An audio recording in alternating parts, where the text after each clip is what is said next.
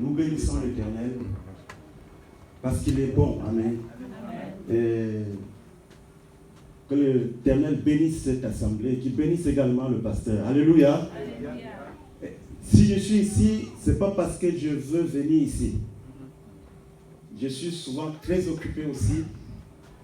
J'ai une bonne profession que j'aime, mais le Seigneur m'a donné quelque chose à dire et c'est pour ça que je suis là. Amen. Amen.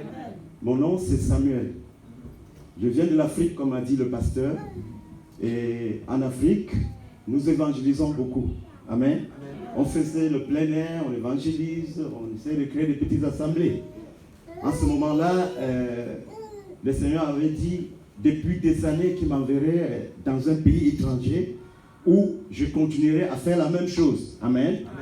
En 2016, j'étais donc impliqué dans un programme d'immigration. Je suis venu ici avec ma famille. J'ai commencé à faire quelque chose à l'université d'Ottawa où j'ai trouvé des groupes. Il y avait les clubs musulmans, les clubs yoga, les clubs, toutes sortes de clubs, y compris les clubs chrétiens. Je me suis donc inscrit dans le club chrétien puisque ça correspond à ce que je fais souvent. Et ce que nous faisions, nous imprimions les traités en anglais et en français. Et on allait dans les rues, au Parlement, dans les parcs, pour partager aux gens et les motiver à se tourner vers le Seigneur. Amen. Amen. Alors, ça rentrait alors dans ce qui avait été dit depuis des années. Donc, c'est ainsi qu'un de ces jours, je suis allé évangéliser avec les autres comme d'habitude. Je suis rentré à la maison, j'étais fatigué, je me suis endormi, et bien, je vois le Seigneur. Il me dit, Samuel, tu vas voyager. Du coup, je suis très content. J'ai voyagé en Europe, aux Pays-Bas, en Belgique, France. J'ai voyagé aux États-Unis, Boston, New York, Washington. Mais ce voyage-là était merveilleux. Amen. Amen. Du coup, je commence à voyager. Ouh, vers les cieux. J'allais comme la fusée. Je ne peux pas expliquer plus. Mais j'y allais fort et rapidement. Du coup, j'arrive dans un environnement où je trouve un royaume, une barrière qui allait à droite comme à gauche sans fin. Wow. Une barrière haute sur laquelle aussi il y a 12 portes. Mais j'allais tout droit vers une porte que je voyais. J'y arrive, quand j'approche la porte, sans freiner, la porte s'ouvre à deux battants. Waouh! Je pense, vraiment, je continue toujours. Et j'arrive très loin, dans un endroit qui pour moi semblait être peut-être le centre. Je devais aller entrer quelque part, là où on voulait que j'aille. Avant d'y aller, je trouve qu'il y avait des fleurs, partout, des belles fleurs. D'autres étaient comme des arbres, d'autres étaient comme des fleurs que nous voyons normalement dans les jardins. Et je me suis approché auprès des fleurs, et en tant que technicien en génie mécanique, j'ai constaté que les fleurs là avaient les feuilles qui étaient comme des métaux. Ça brillait. J'étais en train de m'étonner, je me dis, mais non, ces fleurs-là ne se gâteront jamais. Comment les fleurs peuvent être en même temps en feuilles et puis en même temps en métal? J'étais étonné, j'étais émerveillé par ces fleurs-là. Je suis entré dans le lieu où j'allais et ma première surprise, je vois une table qui, à droite comme à gauche, s'étendait sans limite.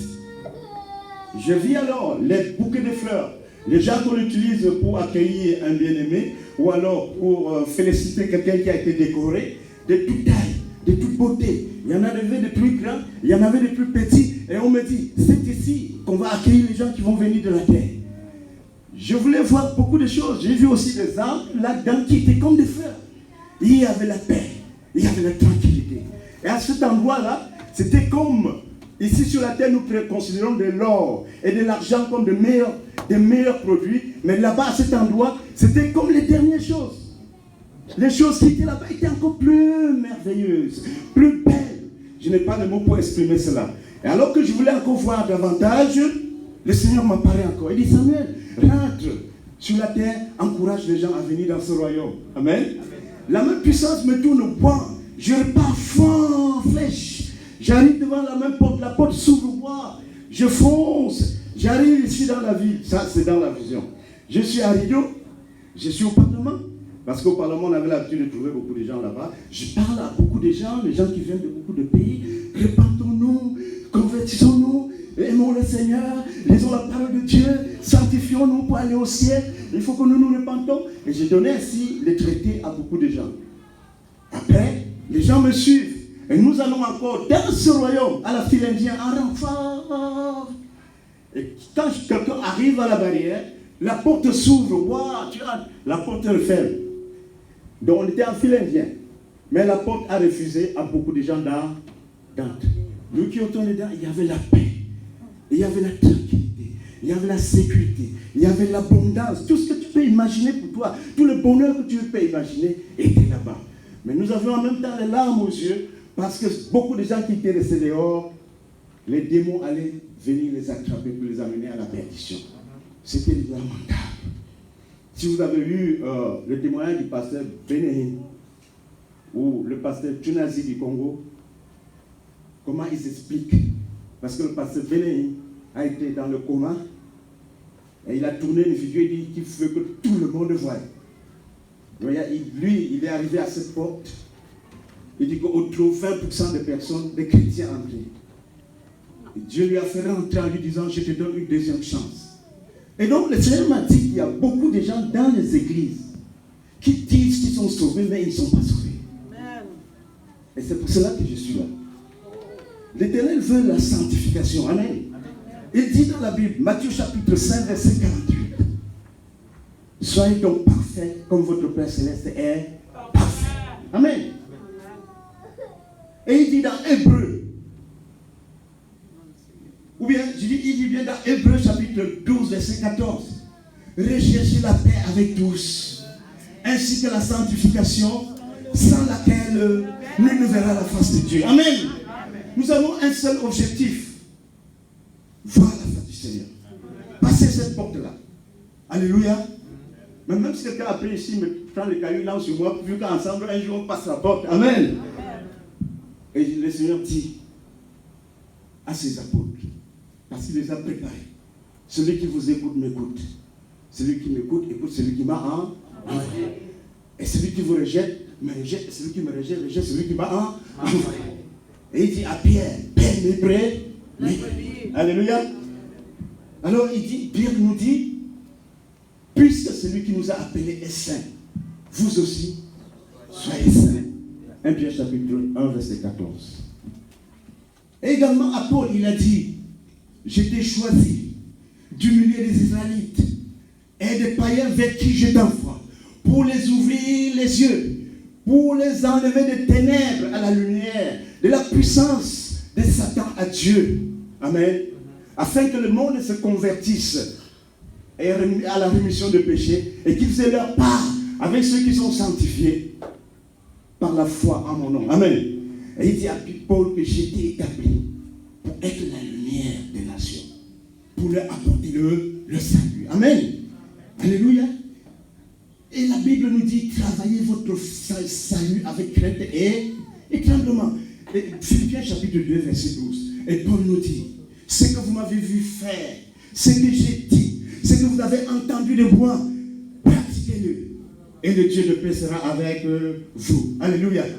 Nous devons faire confiance à la parole de Dieu. Nous devons faire confiance à ceux à qui Dieu a fait confiance. Pourquoi? Beaucoup de gens ne vont pas entrer au ciel. C'est parce que nous, on a négligé les choses qui nous sont écrites. Quand nous étions à l'école, à l'université, parfois on prend un devoir, on se met à faire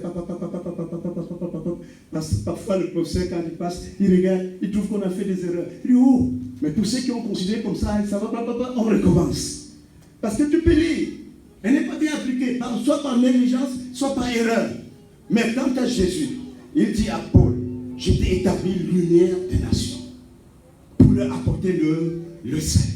Qu'est-ce que la lumière? La lumière est que si je convoitais et que la parole de Dieu me fait comprendre que je ne convoite plus, que c'est mauvais, ça veut dire que j'ai reçu la lumière. Amen. Alors si je séduisais et je parviens à comprendre par la parole de Dieu que je ne dois pas séduire, ça veut dire que j'ai reçu la lumière. Alléluia. Amen. Quelle est ma suggestion? Tu prends ta Bible, tu te retires, tu prends le Nouveau Testament, tu lis correctement. Si tu es une femme mariée, là où ça parle d'une femme mariée, tu suis ça correctement. Je conseillerais les gens de voir aussi le témoignage du pasteur Béni. Vous allez voir comment il parle. C'est très sérieux, frère. Mais quand tu arrives là, tu ne rentres plus. Mais c'est mieux que nous soyons acceptés. Amen. Amen. C'est pourquoi c'est très important. Donc, tu cherches la face du Seigneur. La communion avec le Seigneur. Amen. Amen. Parce que les gens aiment le monde. Ils aiment se paraître comme le monde. Ils veulent faire comme le monde. On met la Bible à côté. Alléluia. Alléluia. Je prêchais à un musulman dans le week-end. Il me dit que Samuel, si tu peux m'amener dans l'église, je trouve au moins 5 femmes bien habillées. Je veux venir avec toi. Amen. Donc, frère, la Bible dit que celui qui convoite a commis adultère. Ça, c'est la vérité. Personne ne changera. Si nous sommes pour Jésus, nous rentrons dans sa pirogue, nous chantons sa chanson. Amen. Et nous devons prier. Parce que si quelqu'un demande de la sagesse, il prie. Dieu va lui donner la sagesse. Et je voudrais te dire que Dieu t'aime. Parce que si tu as la grâce de vivre aujourd'hui, c'est parce que Dieu t'aime. Amen. Amen. Dieu t'aime plus que je ne puisse t'aimer, que personne d'autre ne puisse t'aimer. Il veut que nous corrigions. Comme au temps du roi Josias. Quand il a su la vérité, quand il a su que le peuple était égaré, qu'est-ce qu'il a fait? Il a convoqué un jeûne. 3 jours de jeûne, des prières, de repentance. Amen. Et Dieu a dit, parce que tu as entendu Josias, moi aussi, j'ai écouté, j'ai accepté votre prière, j'ai enlevé l'iniquité. Amen. Et tu vivras en paix toute ta vie. Alléluia. C'est ce que nous voulons faire. Donc nous devons réviser notre vie chaque fois, voir que nous sommes en paix avec tout le monde, la réconciliation avec les autres. Amen. C'est très important. Et puis, la sanctification. Et laisser certains plaisirs, beaucoup de plaisirs que nous cherchons, rechercher la face du Seigneur. Cherche que le Seigneur te parle. Amen. Parce qu'il dit, celui qui m'aime gardera ma parole. Moi et mon Père, nous l'aimerons et nous nous manifesterons à lui. Nous apparaîtrons à lui. Puisse l'Éternel bénir. Vraiment, je crois que j'ai accompli ma mission. Peut-être pas très bien, mais je souhaite que par la prière, ce qui n'a pas été fait soit fait. Et que par la grâce de Dieu, nous, tous, puissions être acceptés en haut. Alléluia. Que le nom de l'Éternel soit loué. Alléluia.